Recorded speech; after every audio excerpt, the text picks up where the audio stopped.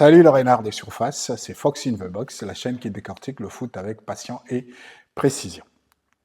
Vous le savez aussi bien que moi, la Coupe d'Afrique des Nations, la 35e édition, commence demain dimanche au Maroc avec l'affiche Maroc-Comores. C'est le lancement donc de la compétition, cette compétition que nous, passionnés de foot africain, attendons avec beaucoup d'impatience. On était resté sur les belles images de la Côte d'Ivoire victorieuse chez elle après un parcours atypique, après un parcours incroyable, puisque vous le savez qu'il y a 2 ans, la Côte d'Ivoire au premier tour était quasiment éliminée et n'a dû sa chance pour aller en huitième de finale que grâce à la victoire du Maroc. Donc le Maroc a permis quelque part à la Côte d'Ivoire de continuer à exister et la Côte d'Ivoire a profité de l'occasion pour aller remporter sa troisième Coupe d'Afrique des Nations.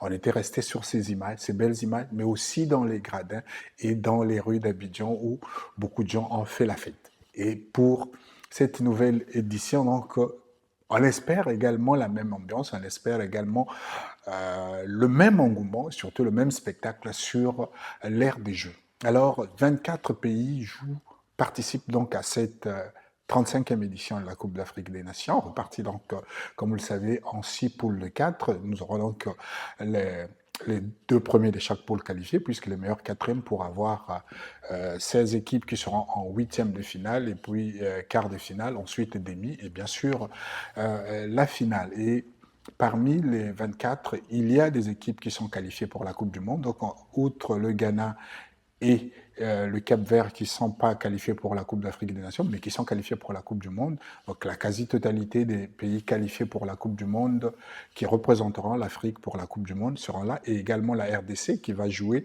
son barrage intercontinental en mars prochain, qui espère donc donner une 10e place à l'Afrique au cours de cette Coupe du Monde. Donc, restons sur la CAN pour dire que sur les 24, il y a bien entendu des favoris naturels, des favoris qui peuvent remporter le trophée, et bien sûr, il y a les outsiders.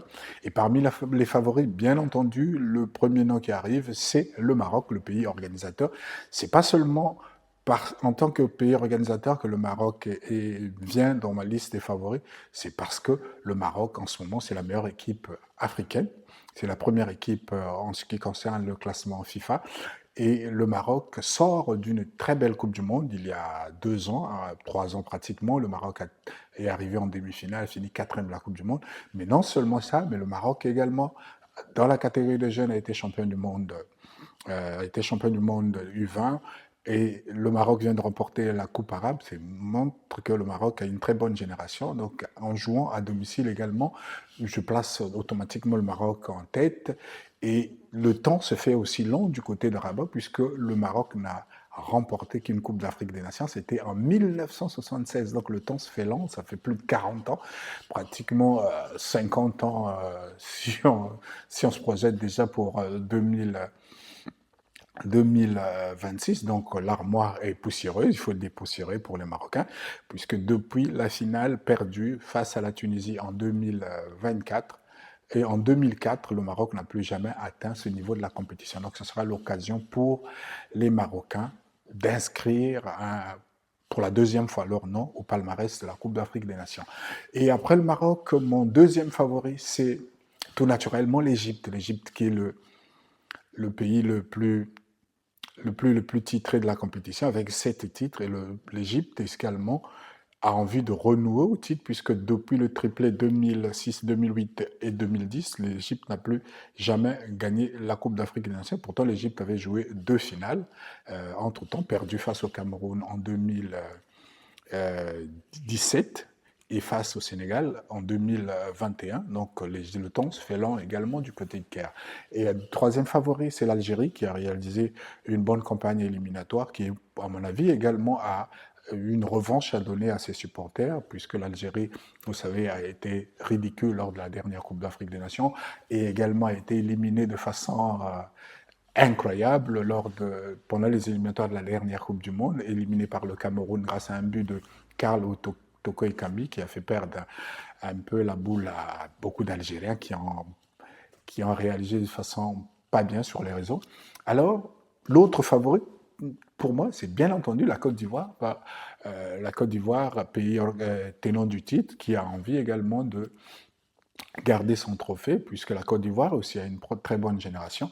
Et à côté de la Côte d'Ivoire, je placerai le Sénégal. Tout naturellement, comme outsider, je mets la République démocratique du Congo, la République démocratique du Congo qui est dans une phase depuis quelques années, une phase ascendante où les résultats arrivent. C'est une équipe performante, puisque lors de la dernière Coupe d'Afrique des Nations en Côte d'Ivoire, la RDC avait atteint les demi-finales. Et là, la RDC est en phase de donner une 10e place à l'Afrique en cas de qualification pour la Coupe du Monde, puisque en mars prochain, la RDC va rencontrer le vainqueur du barrage Nouvelle-Calédonie-Jamaïque. Et donc, en cas de victoire, soit contre la Jamaïque ou contre la Nouvelle-Calédonie, la RDC va retrouver la Coupe du Monde 50 ans après sa première et unique participation. C'était en Allemagne en 1974. Donc, pour les outsiders, donc la RDC, il y a aussi le Burkina Faso qui est dans une bonne dynamique.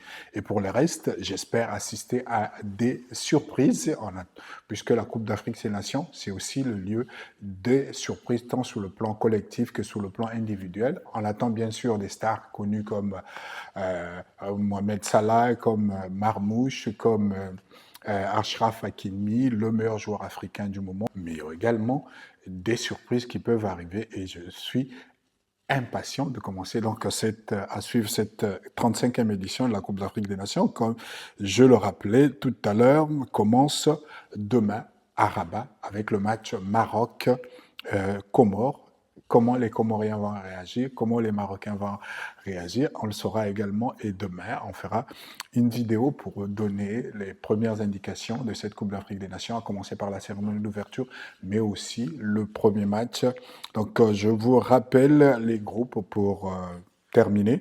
Nous avons dans le groupe A, Maroc, Comores, Mali, Zambie. Nous avons dans le groupe B, Afrique du Sud, Angola, Égypte, Zimbabwe. Nous avons dans le groupe C, Nigeria, Ouganda, Tanzanie, Tunisie. J'ai oublié aussi la Tunisie parmi les possibles outsiders. C'est une bonne équipe aussi de la Tunisie. Le Nigeria également peut être classé parmi les outsiders. Dans le groupe D, nous avons le Bénin, le Botswana, la République démocratique du Congo et le Sénégal qui est parmi mes favoris. Nous avons également dans le groupe E l'Algérie, le Burkina Faso, la Guinée équatoriale, le Soudan et nous avons dans le groupe F le Cameroun, la Côte d'Ivoire, le Gabon, le Mozambique. Bon, le Gabon peut être outsider aussi, mais le Cameroun, je ne vois pas trop, sauf si les Camerounais me faisaient mentir, d'autant plus que une Coupe d'Afrique au Maroc, c'est un bon souvenir pour le Cameroun, puisque le Cameroun avait remporté son 2e trophée en 1988. C'était au Maroc, le Maroc organisait déjà, c'était la première organisation de la Coupe d'Afrique des Nations par le Maroc. Le Cameroun avait gagné en éliminant le Maroc, bien entendu, en demi-finale avant de battre le Nigeria 1-0 grâce à un but marqué sur penalty par le regretté Emmanuel Koundé. Nous avons dans le groupe, c'est dans le groupe F, donc Cameroun, Côte d'Ivoire, Gabon, Mozambique. La Coupe d'Afrique des Nations, c'est sur Fox in the Box, la chaîne qui décortique le foot avec passion. Tous les matchs à décortiquer après les résultats, donc tard dans la nuit. Restez calés. Surtout, n'oubliez pas de vous abonner et de vous déliker pour être au courant, pour être informé de tout ce que nous aurons, nous, à dire sur la Coupe d'Afrique des Nations. Alors, pour finir, la petite information à savoir, c'est qu'à partir de 2028, la Coupe d'Afrique va connaître du changement en termes de périodicité, puisque pendant longtemps, la Coupe d'Afrique des Nations, c'était tous les 2 ans pendant les années paires.